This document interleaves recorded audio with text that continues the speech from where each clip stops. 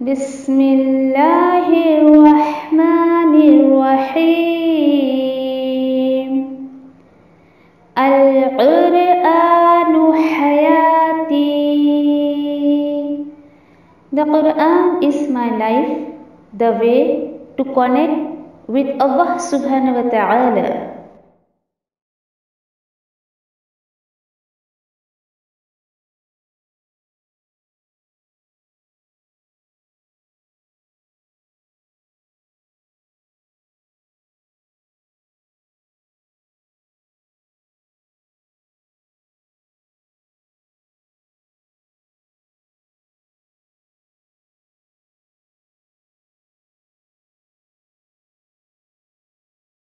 السلام علیکم ورحمۃ اللہ وبرکاتہ.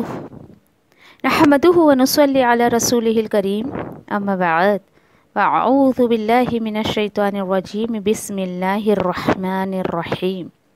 سورۃ البقرہ آیت نمبر 186 to 188. اعوذ باللہ من الشیطان الرجیم. بسم اللہ الرحمن الرحیم.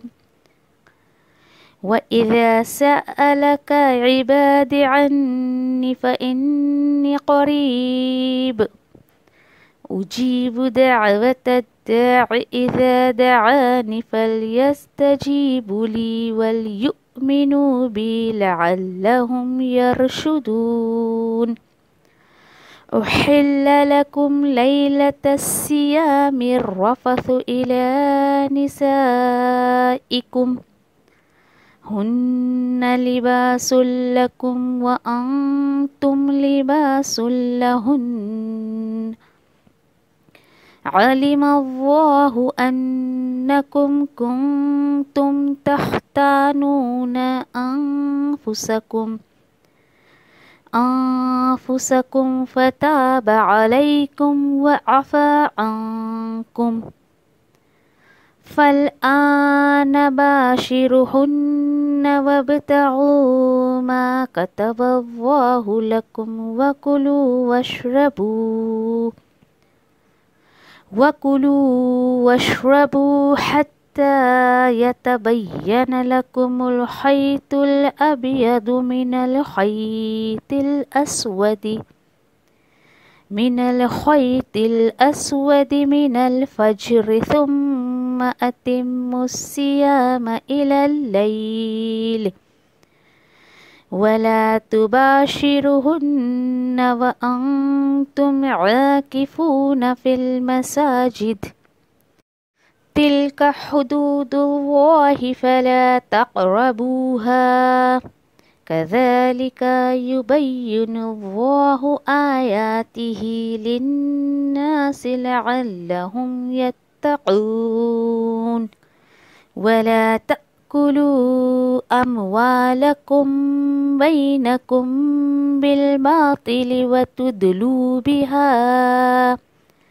وتدلوا بها إلى الحكام لتأكلوا فريقا من أموال الناس بالإثم وأنتم تعلمون.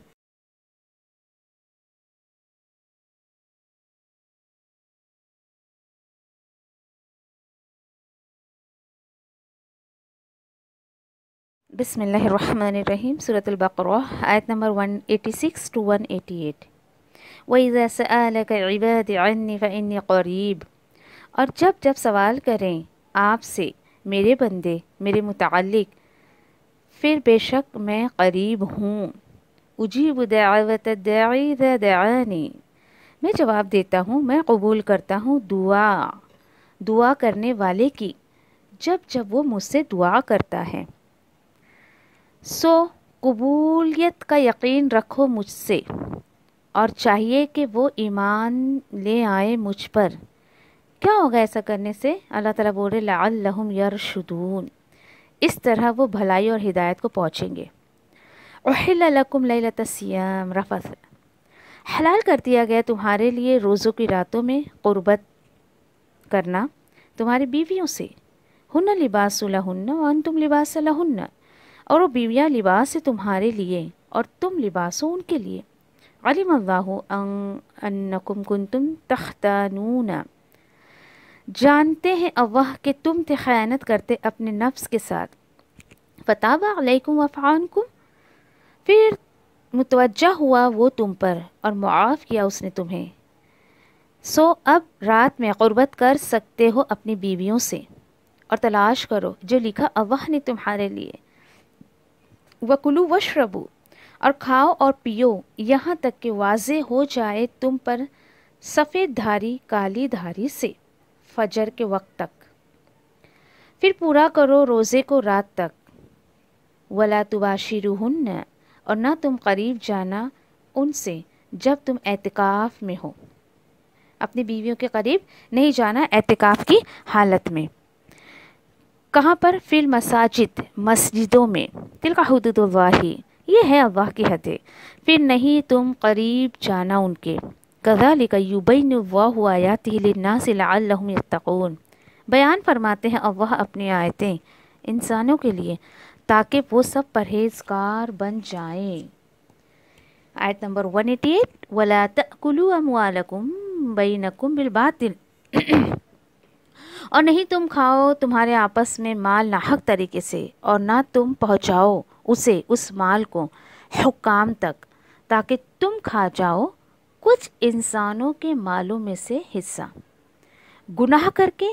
व अंतुम तालमून, और तुम ये सब जानते हो, तुम जानबूझकर ऐसा कहते हो करते हो। अल्लाह ताला ऐसा फरमा रहे हैं। अल्लाह अकबर।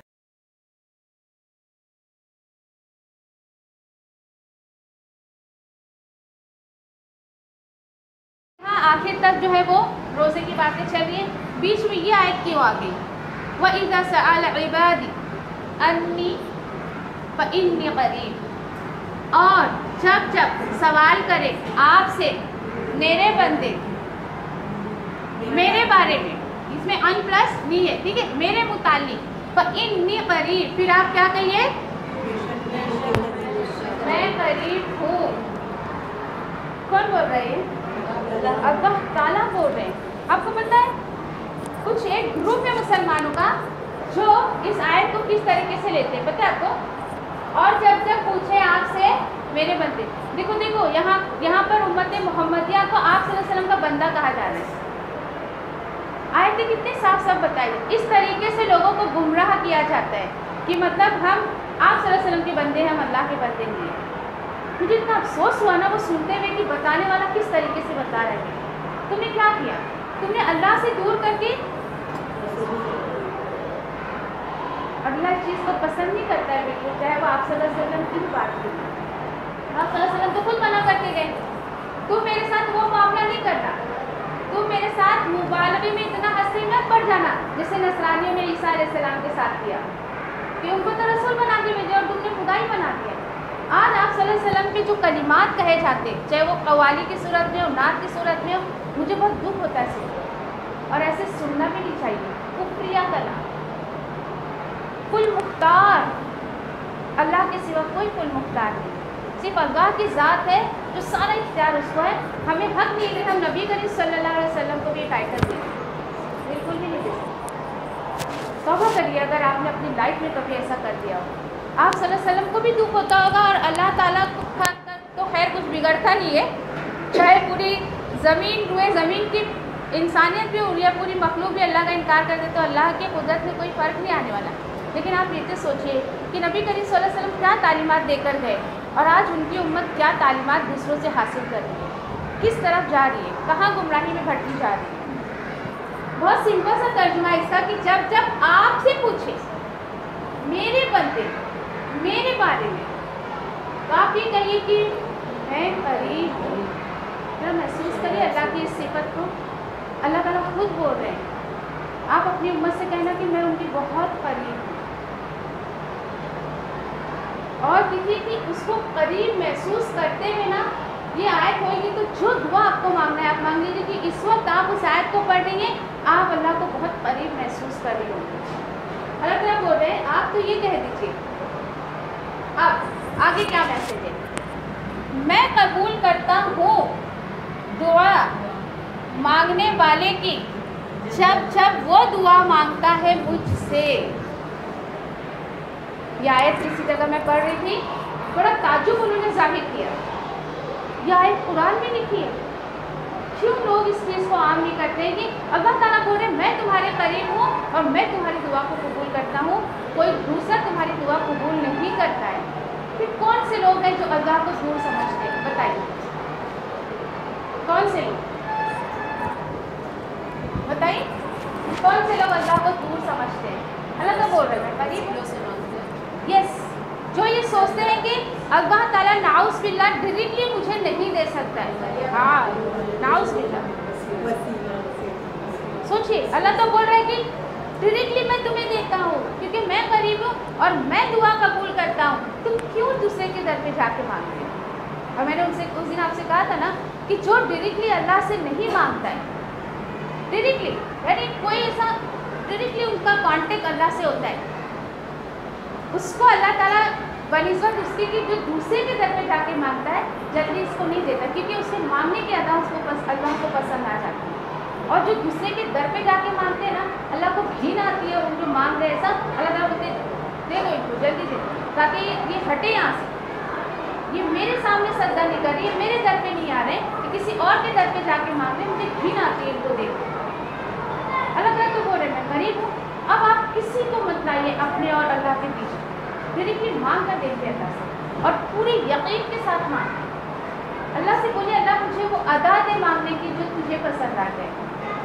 ایسے مانگے اللہ سے. آپ کو اپنے آپ میں جب آپ کو بدلاؤ دیکھیں گی نا آپ کو حیرت ہو جائے گی.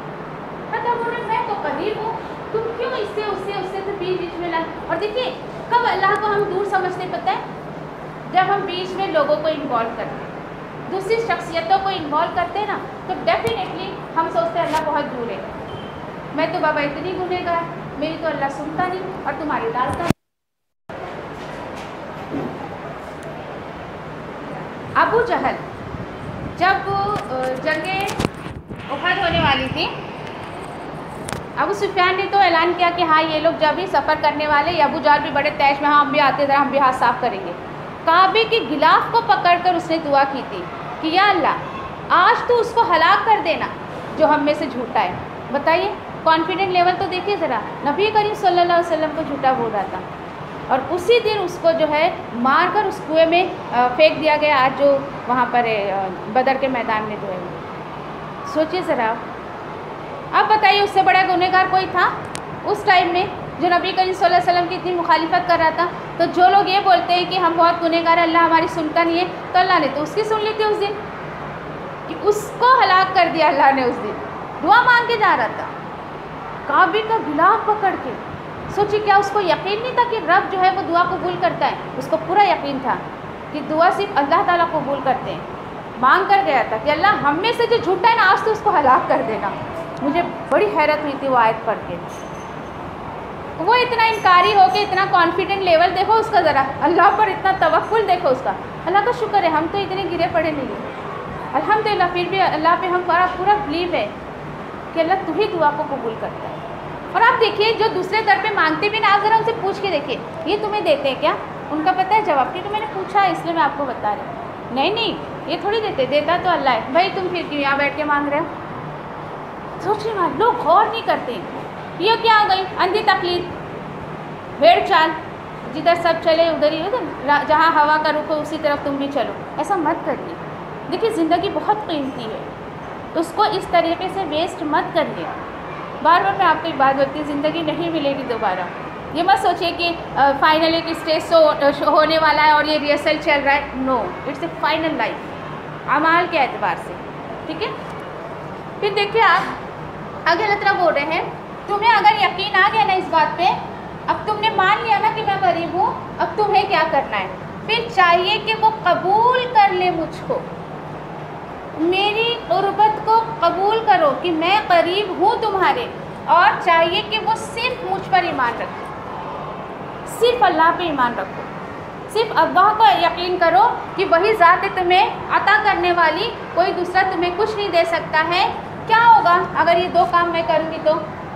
اس سے پاسبلٹی ہے کہ وہ سیدھی راہ پا جائیں. آج سیدھی راہ پہ انسان کیوں نہیں آ رہا ہے؟ کیونکہ وہ دوسروں سے مانگ رہا ہے, وہ اللہ کو قریب نہیں سمجھ رہا ہے.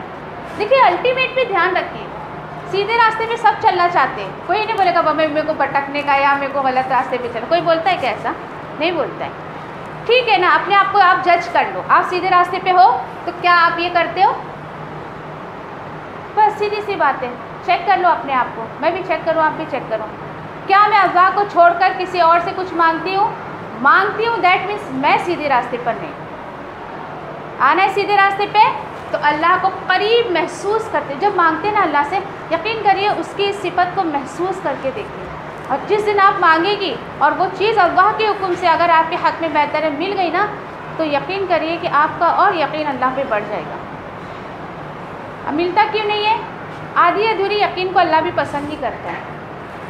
کہ آپ 50% اللہ پہ بلیو کر رہے, 50% کسی اور پہ بلیو کر رہے, پھر کہاں سے ملے گا؟ 100% بلیو کریے. ٹھیک ہے, پھر آگے دیکھیے. ہاں میں یہ بول رہی تھی کہ ان آیتوں کے بیچ میں ایک دعا کی آیت کیوں آگئی؟ بتائیے آپ کو کیا لگتا ہے؟ دعا کی قبولیت کی بات چل رہی ہے نا, تو اللہ تعالیٰ بتا رہے ہیں کہ رمضان کا مہینہ ایسا ہوتا ہے کہ وہ روزے دار کے لیے جو ہے وہ قبولیت کا مہینہ ہوتا ہے, قبولیت کا وقت ہوتا ہے. کس وقت اسپیشلی, اور جو دلیل ہے کہ کس وقت دعا قبول ہوتی ہے؟ الحمدللہ پتہ ہے. اللہ رحم کرے ہم پر. کیا کرتے اس وقت ہم لوگ؟ الحمدللہ, بہت اچھی بات ہے کہ آپ اہتمام کرتی ہیں, بہت اچھی بات ہے. نہیں تو میں نے اکثریت عورتوں کو دیکھا ہے, کیوں ان کو اہمیت نہیں پتہ ہے سب, پھر بولتے اللہ تو ہماری سنتا نہیں ہے. ارے جب وہ اللہ تعالیٰ بول رہے مانگو تو اس وقت تم نے مانگا ہی نہیں, کیا ہے؟ کوشش کریے کہ اس وقت اس سے پہلے فارغ ہو جائے. مغرب سے 15 منٹ پہلے, جیسے کہ اور اس طریقے سے اور کچھ قبولیت کا جو وقت ہوتا ہے, آپ نے کہا تہجد کے وقت, اوکے, تہجد کے وقت بھی اللہ کا وعدہ ہے جو مانگو گے. اور رمضان میں تو تہجد ادا کرنے کا کتنا اچھا موقع رہتا ہے ہمارے پاس, بہت اچھا موقع رہتا ہے الحمدللہ. لیکن اس میں بھی کچھ عورتیں کچن میں ہی نکال دیتی ہیں. ٹھیک ہے, آپ کام کر بھی رہی ہیں تو اس وقت بھی استغفار کی دعا کریے نا, کیونکہ ہم کو مغفرت کے لیے بہت زیادہ دعا کرنے کی ضرورت ہے. پھر اس کے بعد اور بتائیے, عصر اور مغرب کے بیچ ہے. آپ دھیان دے رہے ہیں کیسے کیسے وقت پہ اللہ تعالیٰ دعا قبول کر رہا ہے. بہت غفلت کا وقت ہوتا ہے, بہت ہی زیادہ. جی, اقامت کے بیچ میں, خطبہ جب ختم ہوتا ہے جمعہ کا, اس وقت بولیں گے ہم کون سا مسجد میں خطبہ سننے جا رہے ہیں. ارے تمہارے گھر پہ آواز تو آتی ہوئے گی نا, اس وقت دیکھ لو. پھر اس کے بعد اور دیکھیے, جیسے کہ ہر آخری چیز کو اللہ نے اہمیت دی ہے, ٹھیک ہے, اسی طریقے سے اسلامک اعتبار سے جو ہمارا یہ دن ہوتا ہے, آخری کون سا ہوتا ہے دن ہفتے کے, یہ جو جمعہ کا دن ہمارا آخری ہوتا ہے نا, اس دن عصر اور مغرب کا جو اس سے بھی مطلب مغرب سے بیفور 15 منٹس, اس وقت کوشش کریے. سب سے بہترین دعاؤں میں دعا کہ ربنا آتینا فی الدنیا حسنہ وفی الآخرۃ حسنہ وقنا عذاب النار, یہ مانگے, کوشش کریے, اہتمام کریے. دیکھیے ہم روتے ہیں دھوتے ہیں, اللہ قبول نہیں کرتا ہے. اصل میں ہماری کوتاہی ہوتی ہے کہ ان اوقات کو ہم کیا کر دیتے ہیں, یوں ہی جانے دیتے ہیں ہمارے ہاتھوں سے. تو کوشش کریے اس کا اہتمام کرنے کی کوشش کریے. تو اللہ تعالیٰ بتا رہے ہیں کہ ویسے بھی اللہ کو, میں نے کہا نا, دعا ایک ایسی عبادت ہے, ایسا عمل ہے کہ نہ آپ کو مخصوص وقت چاہیے, نہ مخصوص پلیس چاہیے, کوئی ٹائم باؤنڈ نہیں ہے اور پلیس باؤنڈ نہیں ہے, اور ٹرمس اینڈ کنڈیشنز بھی نہیں, بھائی وضو کر کے ہی مانگ تو قبول ہوئے گا, نہیں, ایسی کوئی بات نہیں ہے. چلتے پھرتے مانگتے رہیے. آپ اس کی اہمیت کو سمجھیے, نوٹ کریے اس آیت کو, 188 آئی تھنک سو اور 86. اب سورہ بقرہ, لوگوں کو پتہ نہیں ہے کہ اللہ تعالیٰ نے قرآن میں ایسی کوئی آیت اتاری ہے. پتہ ہے آپ کو؟ آپ چلو کسی سے شیئر کر کے دیکھو, اگلے کو بھی تعجب ہوئے گا, ایسی کوئی بات قرآن میں ہے کیا؟ تو بتائیے. ہاں ایسی بات ہے. اللہ تعالیٰ خود بول رہے ہیں, میں سے مانگو, میں قبول کرتا ہوں, مت لاؤ میرے اور تمہارے بیچ میں کسی کو بھی. اب یہ جو آیت کا تھیم ہے نا, کیا طرح بول رہے ہیں کہ حلال کر دیا گیا تمہارے لیے روزوں کی رات. کس اعتبار سے ہم بستری کرنا تمہاری عورتوں کے ساتھ، تعلق قائم کرنا تمہاری عورتوں کے ساتھ. کیوں ایسی بات اللہ تعالیٰ بول رہے ہیں؟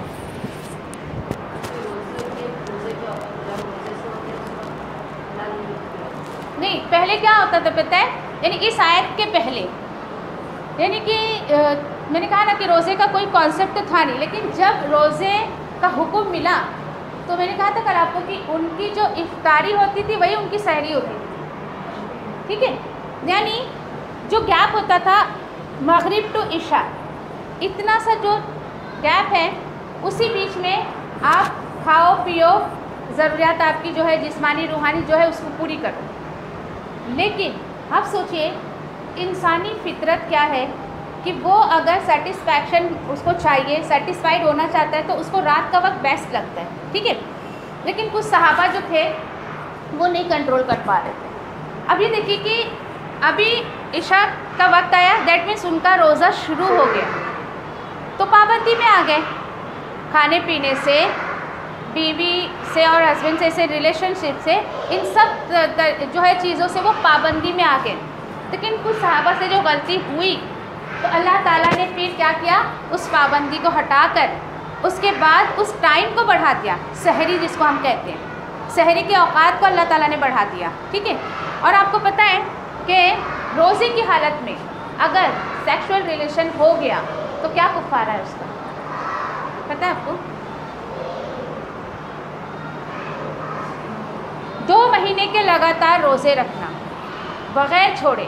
اگر میں نے 2 روزے رکھے اور اس کے بعد تیسرا چھوٹ گیا، پھر اگلی کاؤنٹنگ میری تیسری نہیں ہوگی، پھر 2 ہوگی. 10 روزے میں نے رکھے اور اگر سمجھو کہ بیچ میں 1 چھوٹ گیا، پھر اس کے بعد 11 کاؤنٹنگ نہیں ہوگی، پھر 1 سے شروعات ہوگی. کتنا سخت کفارہ ہے دیکھو. یا تو 60 مسکینوں کو کھانا کھلاؤ یا تو پھر 2 مہینے کے لگاتار روزے رکھو. اتنی بھی، کیونکہ ایک صحابہ کے ساتھ ہو گیا تھا نا یہ معاملہ، تو وہ نبی کریم صلی اللہ علیہ وسلم کے پاس آئے، یا رسول اللہ میں تو ہلاک ہو گیا. بولے کیوں، کیا بات ہے؟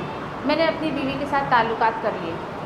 تو پھر آپ صلی اللہ علیہ وسلم نے کفارہ بتایا ان کو. بولے نہیں، میری اتنی حیثیت نہیں کہ میں 60 مسکینوں کو کھانا کھلاؤں، اور آپ مجھے دیکھیے نا، میرے اندر اتنی طاقت بھی نہیں کہ میں 2 مہینے کے روزے رکھ سکوں.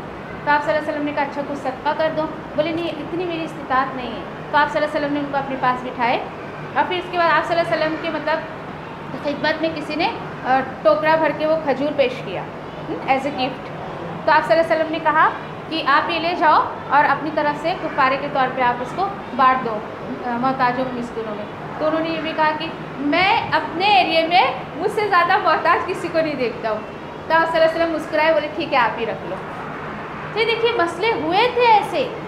آپ یہ سوچیں کہ واقعی جب مجھے پہلی دفعہ پتہ چلا تھا، الحمدللہ ایسی غلطیاں تو ہم سے نہیں ہوئی ہیں، لیکن سوچے بندہ تو کیوں اللہ نے اتنی سختی رکھی ہے، کیوں؟ تاکہ ایسا کام نہیں کرو.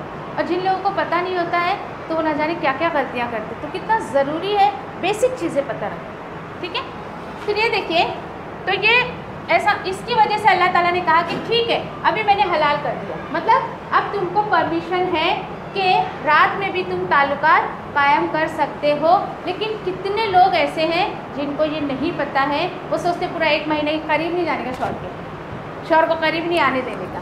کیونکہ رمضان جب شروع ہوتا ہے نا، میرے پاس بہت کال آتے ہیں، باجی ہماری سانس ایسا بول رہی ہے، باجی ایسا ہے کیا، ایسا ہے کیا، ایسا ہے کیا. آیتیں بھیج دیتی میں ان کو، اسی مسئلے میں اپنی ساس کو سنا دیتا ہوں، وہ سمجھ جائیں تو ٹھیک ہے. نہیں کتنی زیادتی کرتے ہیں بتاؤ ذرا. ارے اللہ نے جس انسان کو پیدا کیا اس کی فطرت سے واقف نہیں ہے وہ رب تعالیٰ؟ اگر اس نے حکم دیا تو اس کو پتہ ہے نا کہ میرے بندے کا کتنا برداشت کی قوت کتنی ہے، اس کو پتہ ہے. تو اس کے حساب سے اس نے پرمیشن دے دی ہے. تو آپ اور ہم کو کہ اللہ تعالیٰ تو اس چیز کی اجازت دے رہے، آپ اور ہم اس پر پابندی لگائیں. تو اگر ایسی کوئی غلطیاں آپ کے سامنے بھی کوئی کرے تو آپ سمجھا سکتے ہو نا، آپ کچھ غلط بات نہیں بتا رہے، اللہ تعالیٰ پرمیشن دے رہا ہے. پھر ایسا ہوتا ہے کہ اس ڈر سے بھی کچھ لوگ نہیں کرتے، پھر سحری نہیں کھا سکتے، جلدی اٹھ نہیں پائیں گے تو پھر فریش نہیں ہو پائیں گے، غسل نہیں لے پائیں گے. تو یہ دیکھیے کہ اگر آپ کے پاس اتنا وقت ہے کہ آپ فریش ہو کے پھر سحری کھائیں تو اٹس اوکے.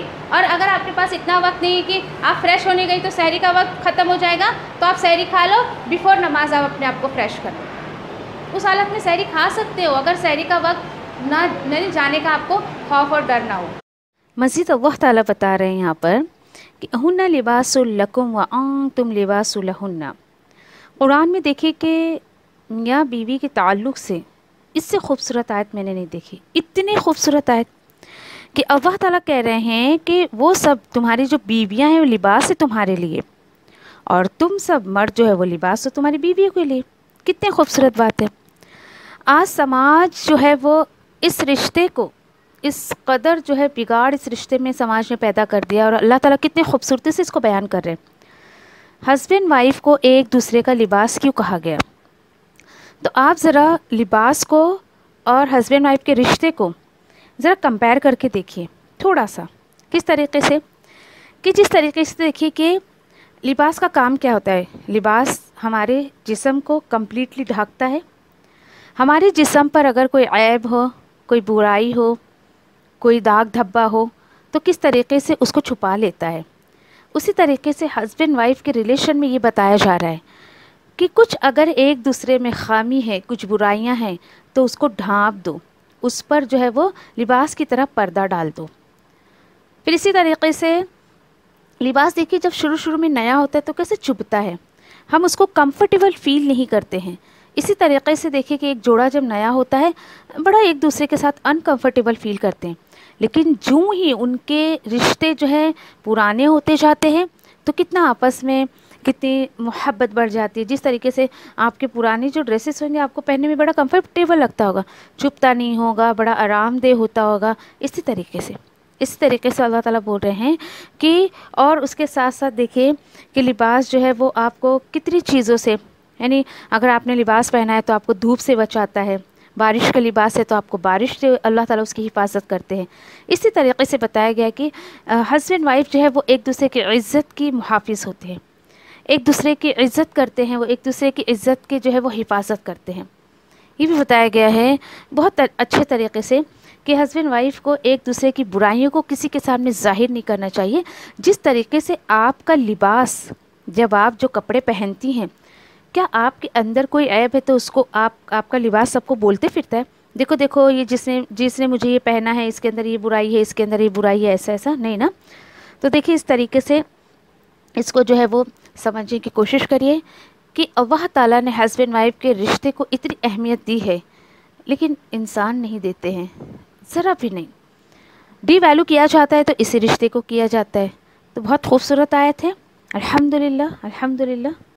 اللہ تعالیٰ بتا رہے ہیں کیوں حلال کیا؟ اس لیے جان لیا تھا اللہ نے کہ تم خیانت کر رہے تھے اپنے ہی آپ میں، جیسے کہ میں نے اس صحابہ کا کیس آپ کو بتایا ہے نا، کہ ان کو مطلب وہ برداشت نہیں ہوا، پھر وہ عشاء سے جو ہے وہ روزہ شروع ہو جاتا ہے تو ان سے ایسی غلطی ہو گئی تھی۔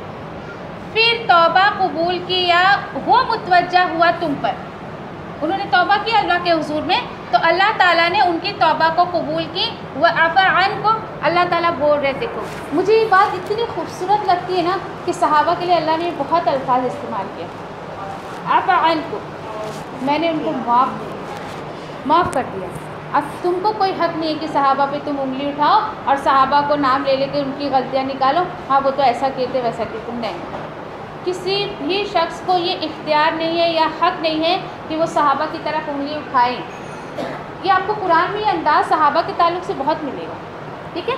پھر اس کے بعد اللہ تعالیٰ بول رہے ہیں پرمیشن دے دیا نا میں نے تمہیں، اب مبشرات کرو یا ہم بستری کرو ان سے، لیکن مزے لینے کے لیے نہیں۔ وَابْتَغُوا مَا كَتَبَ اللَّهُ لَكُمْ، کیوں؟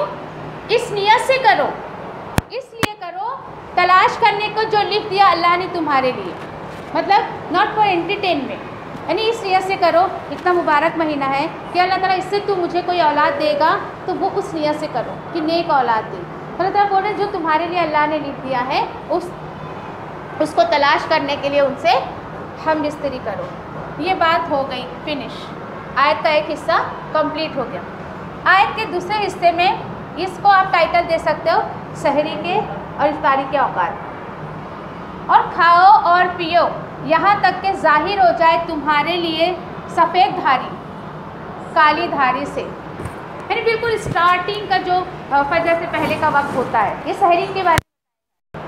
کیا ہوتا تھا، ان کی سحری بس وہ مغرب ٹو عشاء کے بیچ میں ہوتی تھی، لیکن اب اللہ نے پرمیشن دے دیا ہے کہ تمہاری سحری کے اوقات کو میں نے فجر تک کر دیا ہے. تو سوچیں کتنی بڑی نعمت ہے، شکر ادا کریے اللہ کا. ایسی ایسی آیتوں پہ اللہ کا بہت شکر ادا کیا کرو کہ ہمارے ساتھ وہ معاملہ ہوتا تو ہلاکت کی طرف ہی وہ چیزیں ہمیں لے جاتی ہیں. پھر اس کے بعد اللہ تعالیٰ بول رہے ہیں ہاں فجر تک، اوکے. پھر پورا کرو روزوں کو کبھی رات تک، یعنی مغرب کی، اسی لیے ہم، کیونکہ مغرب سے رات شروع ہو جاتی ہے اسلامک اگر پوائنٹ آف ویو سے ہم دیکھیں تو مغرب ہوئی، اسی لیے ہم مغرب کے اذان کے بعد جو ہے وہ یہ افطار کرتے. پھر اس کے تعلق سے اگر ابھی تو فی الحال رمضان جب شروع ہوگا نا تو انشاءاللہ یہ آیتیں بھی ہم ریپیٹ کریں گے، اور اس کے بعد کچھ جو بھی مسئلے مسائل ہیں وہ انشاءاللہ ایک ہم لوگ کلاس ایسی رکھیں گے کہ تاکہ آنے والا رمضان کچھ الگ ہی ہمارے لیے ہو، ہے نا، پہلے جیسے گزارتے تھے ویسے نہ گزاریں. اللہ تعالیٰ آگے بتا رہے ہیں یہ تم کو پرمیشن تو ملی ہے، لیکن کب نہیں تم اپنے بیویوں سے تعلقات قائم کر سکتے ہو. ولا تباشروہن، اور نہیں تم مباشرت کرو ان سے، کبھی اعتکاف کی حالت میں ہو، اور کہاں پر؟ مسجد میں. اب آپ یہ دیکھیے کہ یہ بھی بہت بڑی دلیل ہے کہ اعتکاف ہم صرف مسجد میں ہی کر سکتے. جو لوگ بولتے گھر میں نہیں کر سکتے کیا، تو دیکھیے یہ دیکھو عقف کا میننگ کیا ہوتا ہے، عین کاف فا، اپنے آپ کو روک کر رکھنا، ہے نا. اس کیفیت کو، یہ جو کیفیت ہوتی ہے یعنی اپنے آپ کو روک کر رکھنا. تو یہ دیکھو کہ جو کنسنٹریشن میرا مسجد میں ہوگا عبادت کے تعلق سے، کیا وہ گھر میں ملتا ہے؟ مجھے ملتا ہے تو بہت اچھی بات ہے. عورتیں کچھ لوگ پوچھتی بازی ہم لوگ چاہتے کرنا، کریں نہیں تو کری نا، بہت اچھی بات ہے. اور اس کے پیچھے ہمارا مقصد کیا ہوتا ہے اعتکاف میں بیٹھنے کا؟ عبادت اور اللہ کو راضی کرنا. گھر میں کریں گے اتنے جھمیلے رہتے، تھوڑی تھوڑی دیر میں اٹھنا پڑتا ہے، یہ وہ. اگر آپ کے پاس سہولت ہے، پرائیویسی ہے، تو آپ گھر میں کرو، عورتیں کوئی بات نہیں ہے. لیکن مردوں کو اسپیشلی اعتکاف صرف جو ہے مسجد میں جا کے کرنا ہے. آپ ابھاریے اپنے مردوں کو ایسے نیکیوں کی طرف، کوشش کریے، اور بہت حکمت سے، آرڈر دے کے نہیں، بولا نہ جاؤ اعتکاف میں جانے کا ہے، بولا نہ نمازیں جاؤ، بہت پولائٹلی آرام سے. کیونکہ دیکھیے دین آپ کے اندر آئے گا تو آپ سافٹ ہو جائیں گے اندر سے. اور آپ کو پتہ ہے آپ نے اگر جیسے فجر میں جگایا اپنے بیٹے کو، شوہر کو، بھائی جو بھی آپ کے ساتھ رہتے، اور پتہ ہے آپ کو جب وہ نماز کے لیے مسجد کی طرف جاتے نا، ہر قدم پر اللہ تعالیٰ ان کے ایک گناہ معاف کر دیتا ہے اور ایک ان کو ثواب عطا کرتا ہے. سوچیے ہر قدم پر. اور کوئی سوچے اچھا یہ جاتے وقت یہ فضیلت ہے اس کی، آتے وقت پھر کیا؟ تو آپ صلی اللہ علیہ وسلم نے فرمایا آتے وقت بھی یہی عمل اس کے ساتھ ہوتا ہے. کتنی بڑی بات ہے. سوچیے اگر آپ کے شوہر، بھائی یا والد اگر نہیں جاتے مسجد میں نماز کے لیے، دیکھیے فجر کا تھوڑا وقت جو ہے نا بہت بوجھل ہوتا ہے، اس لیے اسپیشلی میں فجر کا نام لے رہی ہوں. ایسا نہیں کہ آپ فجر میں بیچو باقی ٹائم میں بولو گھر میں پڑھ لو، نہیں. ہر نماز کے اوقات میں کوشش کریے کہ وہ باجماعت نماز پڑھیں مسجد میں جا کے. اوکے. پھر اس کے بعد اللہ تعالیٰ کیا بول رہے ہیں آگے؟ ہاں اب یہ جو بتایا گیا ہے یہ اللہ کی حدیں ہیں، پھر نہیں تم قریب جانا اس کے. اللہ تعالیٰ منع کر رہے نا، پھر اپنی عورتوں کے قریب مت جاؤ. اسی طرح بیان کرتا ہے اللہ اپنی آیتیں انسانوں کے لیے، صرف مسلمانوں کے لیے نہیں. یہ آیتیں انسانوں کے لیے ہیں. کیوں اللہ تعالیٰ اپنے حدود کے بارے میں بتا رہے ہیں؟ یہ تمہیں پتہ چلے گا تو ہو سکتا ہے کہ وہ سب بچنے کی کوشش کرے جو غلطیاں پہلے ہو گئی ہیں اب نہ ہو. یہ اللہ تعالیٰ فرما رہا ہے. تو دیکھیے کہ جب تک ہم نے قرآن کو نہیں سمجھے تھے تو ہمیں نہیں پتہ تھا کہ روزے کے تعلق سے اتنی باتیں آئی ہیں. پھر اور جو مسئلے مسائل ہیں، پھر اس کو سمجھنے کے لیے ہمیں جو حدیث کا رخ کرنا پڑتا ہے ہم کو. وَلَا تَأْكُلُوا أَمْوَالَكُمْ، اور نہیں تم سب کھاؤ تمہارے مال، بینکم یعنی آپس میں تمہارے جو مال ہے اس کو نہیں کھاؤ. کیسے؟ بالباطل یعنی ناحق طریقے سے، باطل طریقے سے. کیا ہوتا ہے باطل طریقے سے؟ ناحق طریقے سے مال کھانا کیا ہوتا ہے؟ دھوکہ دینا، رشوت دینا، ٹھیک ہے. اور ہاں وراثت کا، اوکے ٹھیک ہے، حق تلفی کرنا وراثت میں. اور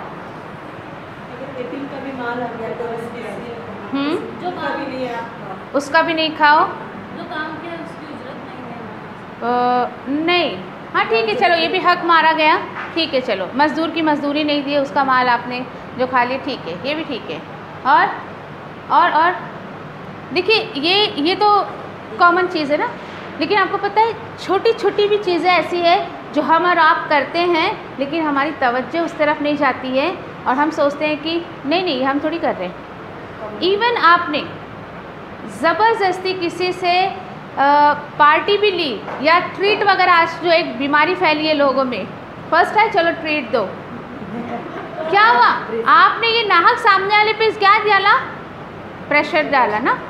اور یہ بھی دیکھیے کہ آج کل جو دیکھو ایک یہ بھی سماج میں اتنی برائی ہے کہ میت کی تدفین سے جو آتے ہیں اس کے بعد جو کھانا کھلایا جاتا ہے, آپ سوچئے ذرا اس کے مال کا آپ کیا استعمال کر رہے ہیں اس کے پیچھے, وہ بھی ناحق طریقے سے آپ نے اس کا مال کھایا. پھر اس کے بعد ایسی یہ دیکھو کہ اور کیا چیزیں آئیں گی. ہاں یہ چھوٹی چھوٹی باتیں جیسے ٹریٹ وغیرہ کے لیے آپ بغیر کسی کو انفارم کرے کسی کے گھر کھانے کے وقت چلے گئے آپ, وہ بھی ایک ناحق آپ نے کھایا اس کا مال. یعنی چھوٹی چھوٹی باتیں ہیں جس پر ہماری توجہ نہیں جاتی ہے.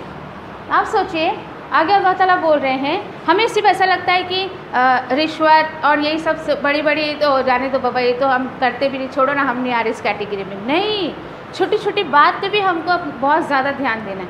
پھر یہ دیکھیے آپ اسکول میں ڈونیشن وغیرہ دیتے ہیں پیرنٹس, یہ بھی ناحق طریقے سے آپ جو ہے وہ کیوں. دیکھو ان شارٹ اگر آپ یاد رکھو اس میں ہر وہ بات جائے گی جو اگلے کو پسند نہیں آ رہی لیکن آپ اس سے کروا رہے. ڈونیشن دینا کس کو پسند آتا ہے, لیکن پیرنٹس کو دینا پڑتا ہے. میں یہ بولتی کہ آپ بچنا چاہتے ہیں اس سے نا, مت ایسے اسکولوں میں ایڈمیشن کروائیے جہاں یہ ساری برائیاں پھیلی ہوئی ہیں. آپ اپنی بچے کو تعلیم دے رہی ہیں, آپ بیسک ہی آپ غلط طریقے سے, انٹری آپ نے ان کی غلط طریقے سے اسکول میں کی, آگے کیا سیکھیں گے. دور کی سوچیے, جو سامنے اس کو نہیں کہ اس تعلیم کا میرے بچے پہ کیا اثر آئے گا جس کی شروعات ہی میں نے باطل طریقے سے کی. اور اللہ کا شکر ہے کہ دیکھیے بہت زیادہ یعنی خوف آتا ہے کہ صحیح بات ہے آج بچوں کے ہمارے تعلیم کا اثر کیوں نہیں پڑ رہا ہے, تو کہیں نہ کہیں پیرنٹس یہ غلطی کر جاتے ہیں. پھر اور ایسے اسکولوں میں پھر نہیں ایڈمٹ کروانا چاہتے ہیں جہاں آسانی سے ہو جا رہا ہے. بہت سوچنے والی بات ہے. آپ دیکھیے کہ حالانکہ میں اپنے ممی کی ادھر کی فیملی کی بات بتا رہی ہوں آپ کو, میرے علاوہ ہمارے فیملی میں کسی کا بچہ اردو میڈیم میں نہیں پڑھتا, میری بچیوں کے علاوہ. حالانکہ کچھ لوگ مثال بھی دیتے ہیں, دیکھو اتنی ویل ایجوکیٹڈ ہے پھر بھی وہ اپنے بچوں کو اردو میڈیم میں پڑھا رہی ہے.